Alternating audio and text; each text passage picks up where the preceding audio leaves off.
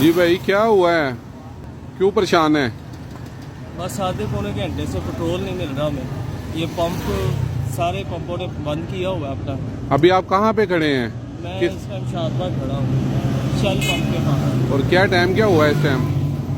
Time तकरीबन पौने एक का हो गया होगा, 12:30 पौने एक। 12:30 पौने 1 का।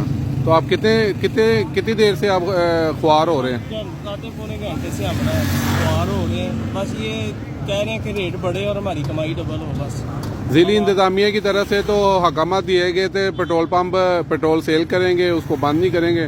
तो क्या कहना चाहेंगे ज़िली इंतज़ामिया के लिए?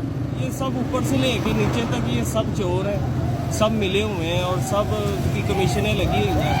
बस ये तो कोई हजरत उमर जैसा कोई हाकम आए तो फिर ही कुछ हो सकता है, नहीं तो ये नबी अलैहिस्सलाम ने फरमाया मेरे जाने के 40 साल बाद ये दौर बदतर से बदतर होगा और वो बदतर से बदतर ही हो रहा। बस ठीक है भाई।